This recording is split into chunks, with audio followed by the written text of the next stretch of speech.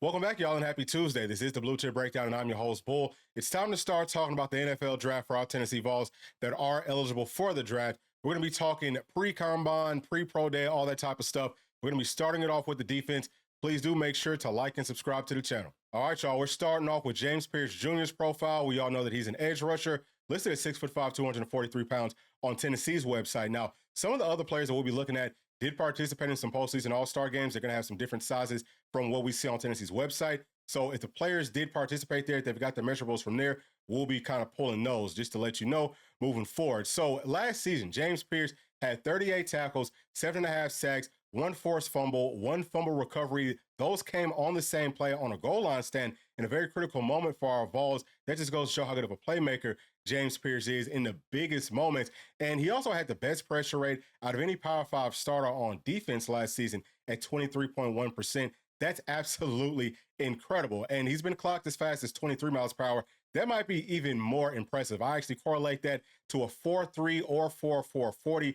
It really all depends on how the players start, because 40s are more about how quickly can you get to your max speed. It's not so much just about your, pure max speed. So James Pearce has a very explosive first step. So I would anticipate that he's probably going to be closer to the 4.3s. If he can come into the combine at about 6'5", 240 plus pounds, running a 4.35 and under, I would not be surprised if he's actually the first player taken on defense in this year's draft. I know a lot of folks think that it will be Abdul Carter, who looked great. I mean, I'm very impressed with Abdul as well. But if you just kind of look at the numbers, right?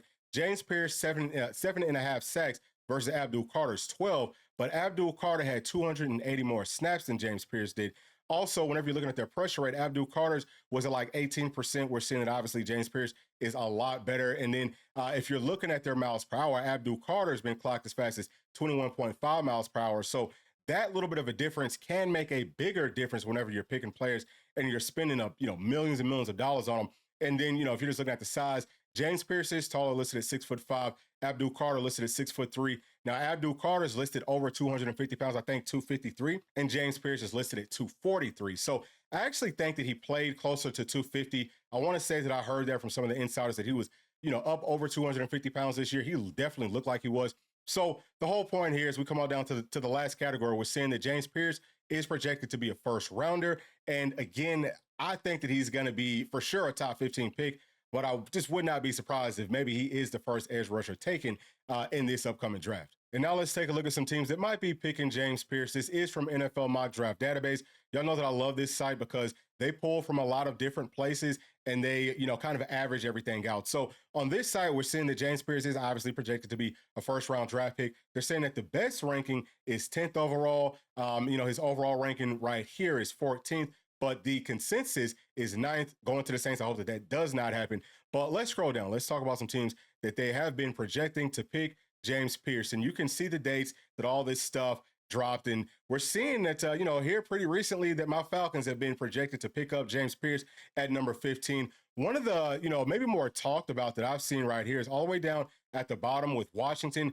They're saying that, maybe he could go 29 to Washington, but I just do not see him falling past my Falcons at number 15 if the Saints don't pick him up at number 9. Again, that's if maybe the Titans don't want to pick him up. Obviously, with him playing at Tennessee, being very used to the area and things like that, or at least used to the state, I really wouldn't be surprised to see them pick him up after James Pearce goes to the combine. And if he performs the way that I'm thinking that he will, a lot of the recency bias that we've seen surrounding Abdul Carter, it might kind of shift back to James Pearce. All right, y'all, now let's jump into this film room and let's talk about James Pearce's game. Number one, he's a very versatile end. I think that he could play any edge rushing technique in the NFL, whether that's a stand-up end, which is pretty much what he played at Tennessee, where he's rushing the passer, but he's also going to be asked to drop back into coverage and also kind of, set those edges and run plays and things like that.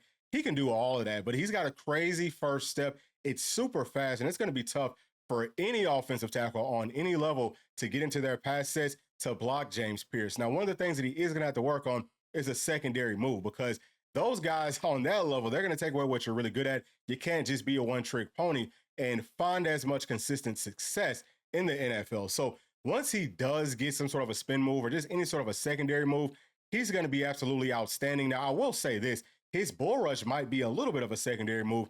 He's good at that. So he can beat you to the outside, with his speed, but he can also set you up and just come straight at you with his bull rush. And that is going to be something that I believe a lot of NFL teams are going to covet in a very, very major way. But whenever you're just talking about him dropping into pass coverage, that's another place that I think that he looks better than Abdul Carter does. So again, just a very, very versatile athlete, very, very versatile player who does not get enough credit for how good of a run stopper he's been really over the past, I'd say, couple of seasons. But in 2024, we could really see that he focused more on being able to stop the run. And I would just be absolutely shocked if he makes it to number 15 for my Falcons to pick. But if he does, I would be even more shocked and absolutely floored if we pass him up. So I just don't see him dropping past 15, and he should be a for sure first half of the first round sort of a player coming out of the University of Tennessee. Next is Omarr Norman-Lott, who is a three-technique defensive tackle. He was listed at 6'2", 295 pounds at the Senior Bowl, and he had 18 tackles and 4 sacks last season. Those numbers come from ESPN, and it will come from ESPN with all the players that we look at.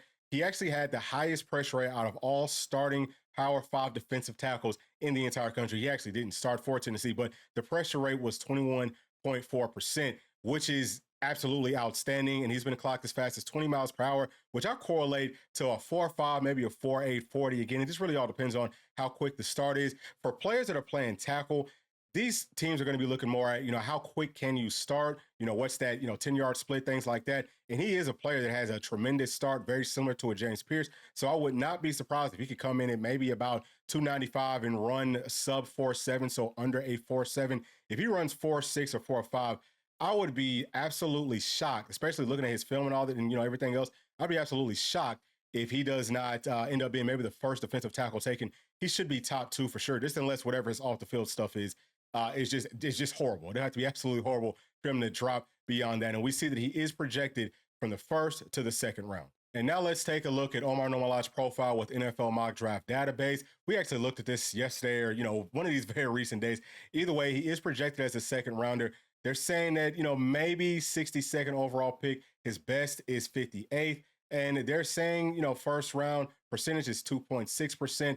I think, again, man, if he has a really good showing at the NFL Combine, those numbers go up. So we can see some of the teams that are projected to be picking Omarr Norman-Lott. And all these teams right here, this is all first round. So I don't know where the second round stuff is coming from, but either way, we know that Omarr Norman-Lott is a player that everyone's thinking very highly of at this point. All right, now let's take a look at Omarr Norman-Lott inside of the film room. The first thing that I'll say, y'all, is he is a prototype 3 technique in the NFL. His size, his speed, his strength is everything that you want, which is why he's being graded so highly by pretty much everybody. So he's a guy that can penetrate gaps with the best of them. And his first step, like we talked about, it's crazy. He can disrupt plays. He can blow plays up by himself. He's one of those kind of like one-man wrecking crews. And I'm really talking more just about him as a run stopper. Also, playing at the 3 technique, he'll see some double team, more so combo blocks where he's going to start off getting double teamed if players can even, get a hat on him quick enough to kind of slow him down for the double team. But he does a great job at the point of contact, not getting moved around. But as a pass rushing tackle, he's just ridiculous. He's got so many different moves. He can set you up, using his leverage, using his speed. He is everything that I want. He's another player I would love to see my Falcons draft, but I think that he could have a very long career in the NFL. And he might go second round. And again, like we said, I think that if he does go second round, it's going to be more based off of some of the off the field stuff, which I really don't know what that is. But if it's horrible, then, probably second, maybe even third round.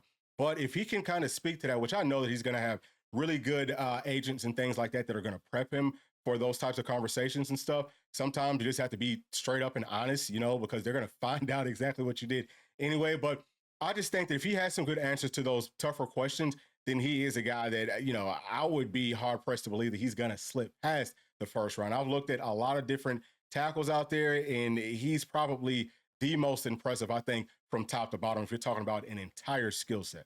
All right, y'all. Next player is going to be Omari Thomas, better known as Big O. Of course, he played defensive tackle at Tennessee, listed at 6'3", 325 pounds on Tennessee's website. Last season, he had 23 tackles, 1 sack, 3 pass breakups, or 3 pass deflections at the line of scrimmage. His pressure rate was at 6.6%.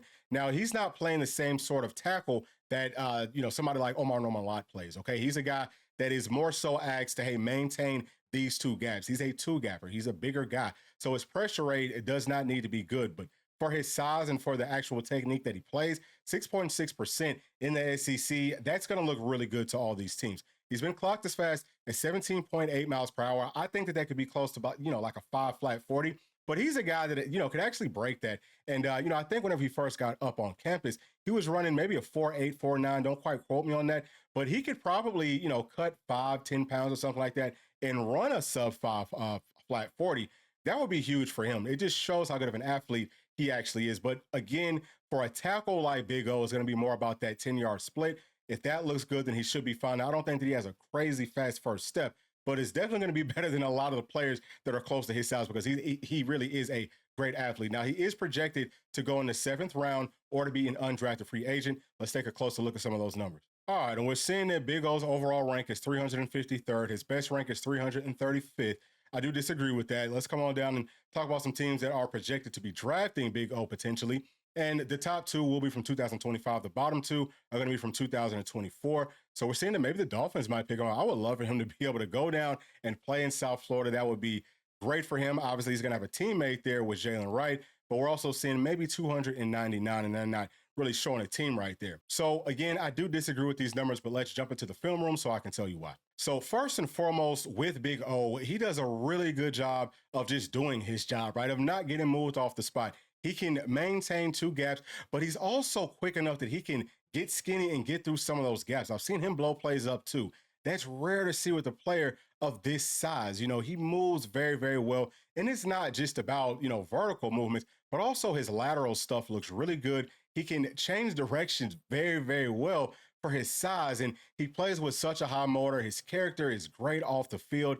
And I just sincerely believe that as teams look at him more and more, which would probably have to come after his combine or after his pro day showing, if he puts up good numbers, teams are going to look closer at his film. And the closer that you look at Big O's film, the more that you're going to come away impressed with what he's done in a very, very tough league over, 4 or 5 seasons. So I do think that Big O is a player that will actually end up getting drafted. I think that all that, not getting drafted, being a free agent stuff, I think that is just not true, but we're still very early on in this process. We'll see how much things change as we get closer to the actual draft. All right, y'all. Last player is going to be Elijah Simmons, better known as Big E. He's another defensive tackle, plays the same position that Big O plays, listed at 6'2", 340 pounds. Again, that is from Tennessee's website.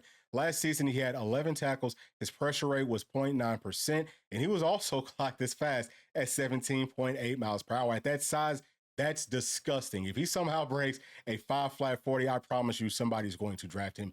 But at this point, he is projected to be a 7th rounder or an undrafted free agent. And we can see right here that his overall ranking and his best overall rank is 757, which I really disagree with that. And there's no teams and no real mock drafts, which would explain why he's ranked so low. Because whenever you jump inside of the film room, you're seeing a grown man that has a lot of explosion to him. Now, he's super strong at the point of contact. He's almost like a wall. You really can't move him. And he does a great job with his hand speed. His hand speed is crazy. He can disengage with blocks whenever he wants to, and he's super strong. So we talked a lot about that 10-yard split. That's always going to be big for any player up front, but also for him, just the overall strength test, something that he's going to blow out of the water. I mean, he could probably do 225 for like 40 reps or something just astronomical, because he is so strong. He is so powerful. And like I said, man, if he can somehow break a 5 flat 40 at 340, 350 pounds,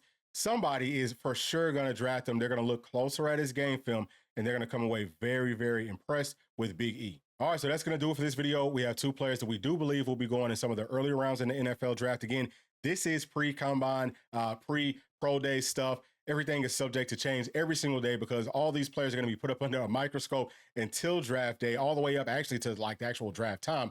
And then we have 2 players that are projected to be undrafted free agents. But I really think that that's just because a lot of these so-called experts don't know that much about these players. It's going to be interesting to see how much do the teams know about these players, which they're getting paid to do that. So I think that whenever the draft actually plays out, we have 2 guys that I do feel like will end up getting drafted, but we'll see. Those are my thoughts. Please leave yours with me down in the comment section. And as always, please do make sure to like, subscribe, hit that notification bell, share with your friends, family, and other volunteer fans.